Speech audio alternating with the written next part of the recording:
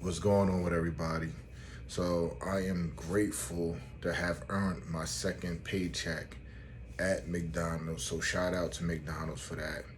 And it's just a blessing to me because I'm constantly reflecting on everything in my life. And I think back to the simple fact that I was in prison with a 60-year sentence. They told me I'm never coming home. I went to Trenton State, a place that more than 90% of people never come home from there. And for me to be blessed with the opportunity to have the last 41 years commuted off my sentence, and now that I'm home is a blessing. And since I've been home, I literally hit the ground running from day one. I've been grinding from day one, right? First day, I came home, I chilled a little bit. Next day, I got my ID. A couple of days after that, I got my permit. A couple of days after that, I got my forklift certification. And it's just a blessing to me because I know what it's been like trying to gain employment from when I came home in December of last year, 2025. And every time I submitted an application, 9 times out of 10, I didn't hear back from the company. And then the ones I did hear back from, they always ask the same question. Well, you have no work history for the last 19 years. And then they had to come to a conversation. I was previously incarcerated. I just got released. And as a matter of fact, I had one job that actually even brought me in for an interview. They actually hired me. I did my onboarding paperwork. Everything was cool. They said I passed the background check, and then turned around 3 or 4 days later, which was 2 days before I was actually supposed to start. They told me that I basically was no longer able to work with them. And the crazy thing is they didn't even tell me. It's just that I just stopped hearing from the people that was supposed to be training. And then I reached out like, what's up? Am I supposed to do this next? And they like, well, unfortunately, you're not moving along because of your background. So it literally took me about close to 5 months to obtain this employment, regardless of the certifications, regardless of everything that I have or everything that I have accomplished, right? I was led to this job at McDonald's, and I am not ashamed of that.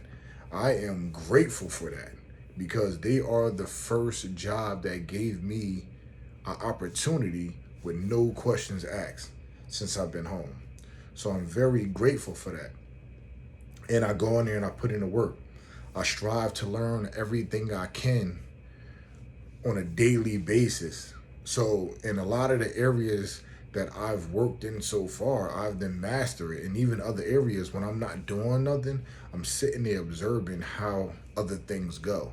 So if I'm ever called upon to do that task, I know exactly what needs to be done. And that's just my character. Always been like that. So now that I get to display it in the workforce, it's amazing because I put the work in to obtain these checks, right? From the first one and now to the second one. And this is just the beginning of many more to come. And the thing I look at it that some people that come home from prison, or just people in life in general, feel that they are above working at a place like McDonald's, working at a place like Wendy's, Burger King, or any fast food because of the work you got to put in, because of the pay sometimes, or whatever their reason is. But I look at it as a chance to put yourself in a position to win. And winning is not always this big thing. Winning is also being able to put yourself in a position at that moment in time that you can propel yourself forward. And that's exactly what I'm doing. So I'm showing people through my life journey, post-incarceration, that if you just humble yourself and put yourself in a position, it can open many more doors for you down the line, because you never know what's going to be attached to that one position that you do. And I go in there, I do the dishes, I flip burgers, flip quarter pounders. Well, I don't flip, I just press the button, right? And I always have the mindset that nobody is going to outwork me, right? And that's just being honest. So I'm grateful for the opportunity, and I just love the fact that I'm able to share it with y'all so that y'all can see it, and I appreciate the encouragement. But for those who are struggling, that may be, going through whatever they're going through in life. If you just came home from prison, or you just struggling, you never been in prison. Listen to me when I say this. You have to be willing to put yourself in positions to win. It comes down to that. You cannot think or feel that you're above anything when you're trying to get out from the bottom. When you're trying to get out from the bottom, you have to be willing to sacrifice. You have to be willing to be disciplined. You have to be willing to take the lower seat until you get raised up. You have to be willing to put that time and effort in order to get to that next level in life. Everything is connected, and I always look at everything from a spiritual position.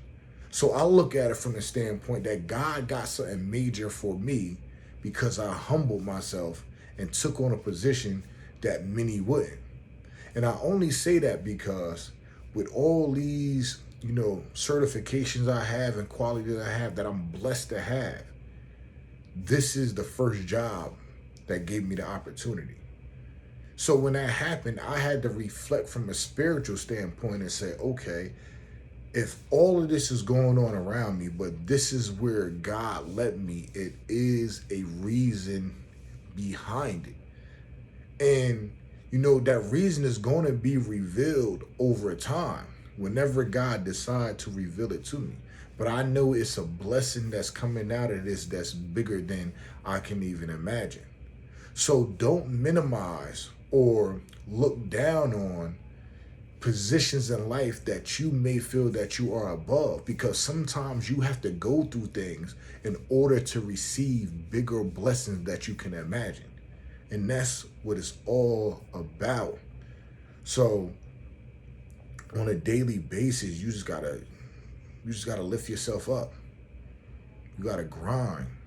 You gotta move forward. You gotta move accordingly. And when you do these things, you will also keep yourself out of harm's way. You will keep yourself out of negative situations, especially if you come from the streets. I'm telling you, that's not it anymore. It's not. It never was, right? We are a fool to think that the reputation that we earn in the streets is going to be long lasting forever. And the truth is, if you end up in prison, or if you end up dead, even if you're a solid person, you're going to have people that's going to shout out your name, and it be getting real heavy. But as time goes on, it fades, because time changes, people move on, and people will mention you every here and there, right? And then people going to think about it like, man, you had so much talent, or she had so much talent, but they wasted it. Now they in prison. Don't be that person.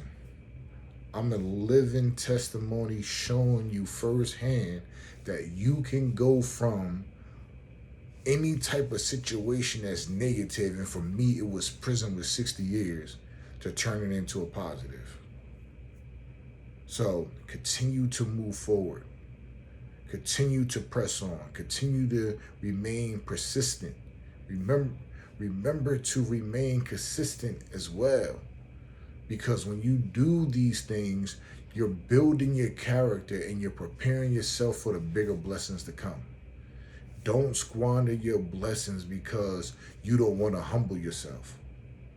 So this is why I share these moments and other moments with y'all, because I want to encourage and uplift those to see that something good can come out of a crazy negative situation.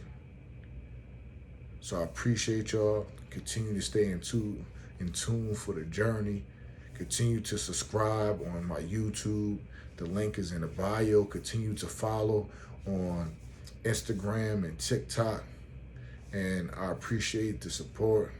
And whoever else outside of that may want to troll or be negative, I don't pay them no mind, because I know where God has taken me in life.